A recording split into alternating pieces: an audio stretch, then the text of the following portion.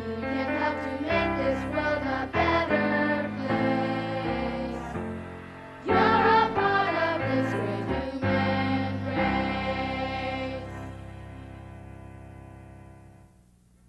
One day, AJ's teacher announced to the class, For the next few weeks, we are going to study written communications. To make our study more interesting, I have arranged for you to correspond with some students from another school. As AJ's teacher continued to talk, she walked around the classroom and placed a 3-by-5-inch card on every student's desk. I'm giving each of you the name and address of a pen pal. I want you to write letters to this person, and I will mail them. Hopefully, your pen pal will respond to your letters, and I think it would be fun for you to share them with the class. AJ picked up his card and looked at the name printed on it. He hated to write letters, so he felt a definite resistance to the idea of having a pen pal. Who did you get? Joey Estrada. Seconds later, AJ was staring at a blank sheet of paper on his desk while his teacher was explaining the basics of letter writing. AJ had a difficult time paying attention to the lesson, but in spite of his lack of interest, he was able to pen a letter. It read, Dear Joey, my name is Andrew Jones. My friends call me AJ. I am 5 feet tall. I weigh 90 pounds. I have black hair and brown eyes. I like to play basketball. My teacher gave me your name and address and told me to write to you. So I did. Sincerely, AJ.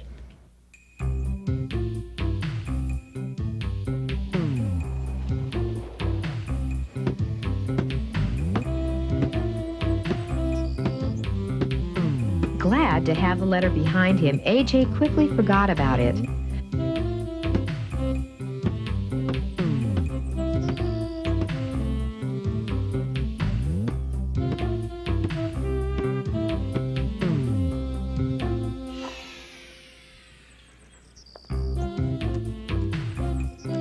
Not until his mother presented him with a letter from Joey Estrada did AJ remember his pen pal and the writing assignment. AJ carelessly tore open the envelope his mother had handed him, removed the letter inside, and began reading. Dear AJ, you might not believe this, but I am also 5 feet tall and weigh about 90 pounds. Like you, I have black hair and brown eyes, and my favorite sport is also basketball. In fact, I collect all kinds of basketball stuff. Who is your favorite player in the NBA? Sincerely, Joey Estrada. Far from being the boring response that AJ had expected to receive, Joey's letter was intriguing to AJ. The next day at school, AJ shared his pen pal's correspondence. Then he wrote a second letter for his teacher to mail. Dear Joey, I have 2 favorite players. One plays for the Boston Celtics, and the other is the youngest player on the oldest team in the NBA. Can you guess who they are? Yours truly, AJ.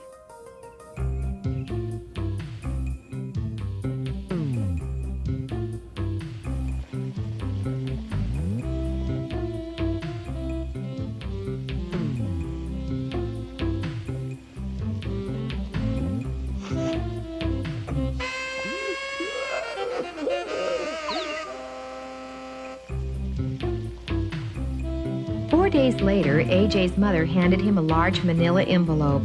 It looks as if you received some more mail from your pen pal. This time, AJ was even more excited, and rightfully so. Along with a short note, Joey had carefully folded and enclosed 2 large posters.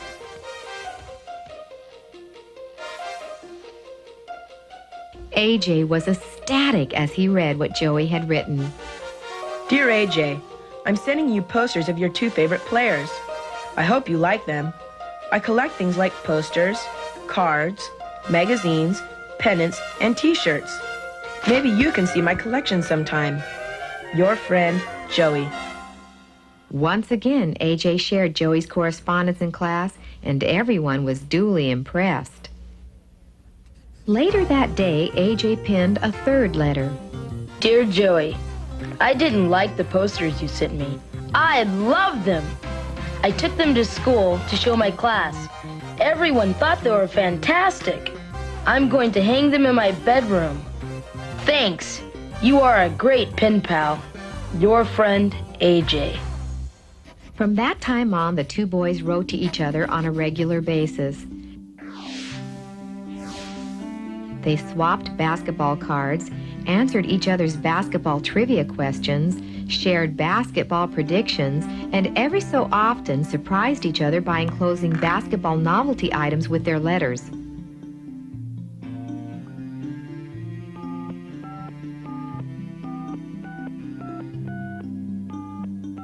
Before long, AJ suggested that the two boys talk to each other on the phone at least once a week. Their telephone conversations added a whole new dimension to the wonderful friendship that had begun through the mail, and AJ and Joey grew even closer.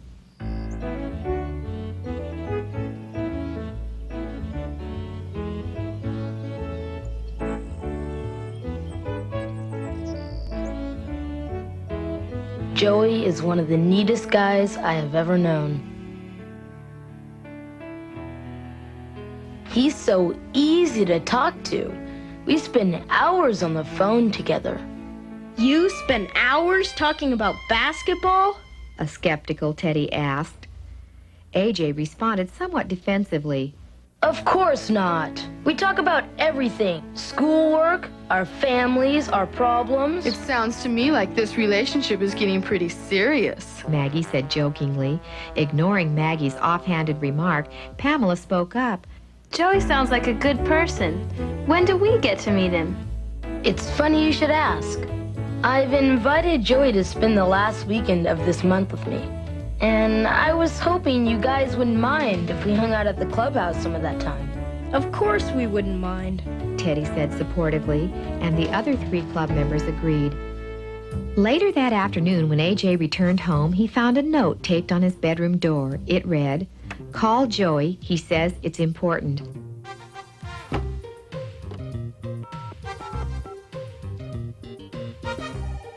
AJ, is that you? Yeah? What's up? What would you say if I said that you and I are going to the NBA playoffs? I'd say you're crazy. Well, I'm not crazy. The truth is, we are going to the playoffs. My dad got tickets for us. The news from Joey was such a surprise to AJ that he almost dropped the phone.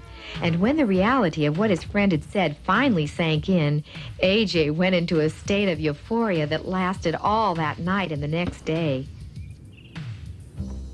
The following evening, Joey called AJ again, only this time he sounded a little more serious.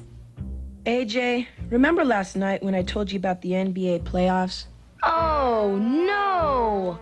Are you calling to tell me we can't go? No, it's not that. It's just that I forgot to tell you something. What is it? Well, I was wondering if you would mind if another kid came with us. Who? He's a good friend of my family's, and my parents really want him to go with us. He's a terrific guy. I know you'd like him. AJ wasn't thrilled about having to share his time with Joey at the NBA playoffs with a total stranger. But he knew that as an invited guest, he was in no position to make demands. So he said that it would be okay with him if Joey's friend tagged along.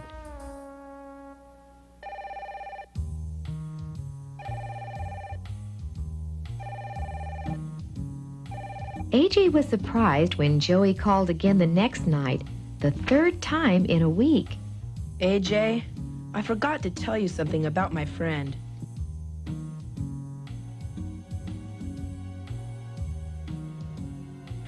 He had spinal meningitis when he was a little kid, and now he needs to use a wheelchair to get around. You mean he can't walk? Yeah. Does that bother you? What I mean is, would it bother you to go to the playoffs with a person who is in a wheelchair?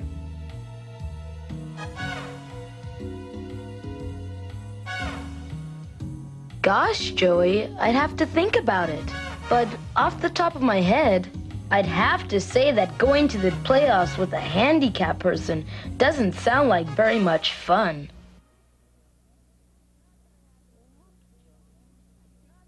Look, Joey, it's not that I have anything against handicapped people. It's just that they make me feel uncomfortable. I never know how to act around them.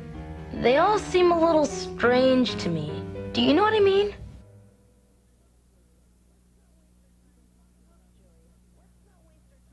Look, Joey, let's not waste our time talking about this right now. We can talk about it when you come to my house, okay? Sure, we'll talk about it then.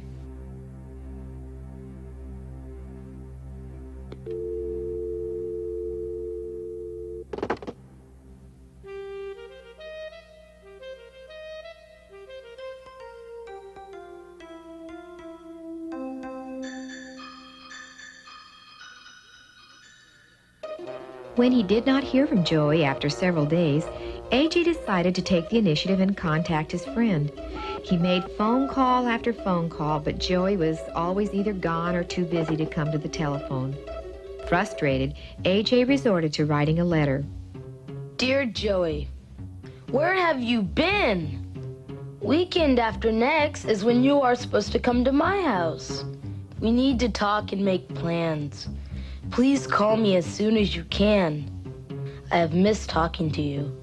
Your friend, AJ. A week passed. Then one day after school, AJ's mother greeted him at the door.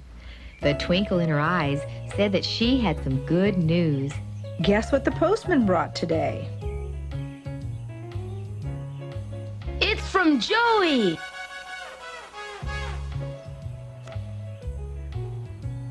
As he removed the letter from the envelope, a photograph fell onto the floor. Thinking the photo was just another basketball card, AJ disregarded it and unfolded the letter, which was written on a single sheet of notebook paper. AJ's mother stooped down and picked up the photograph while AJ read the letter. Dear AJ, you've been a great pen pal and one of the best friends I've ever had. That's why I don't ever want to disappoint you. I think it would be best if we didn't talk to each other again. I'm sending you a picture that will explain why I feel this way. It's a picture my dad took of me. Thanks for everything, AJ. It's been so much fun knowing you. Sincerely, Joey Estrada. AJ grabbed the photograph from his mother's hand and looked at it. It was a picture of a good-looking, dark-haired boy with sparkling eyes, sitting in a wheelchair.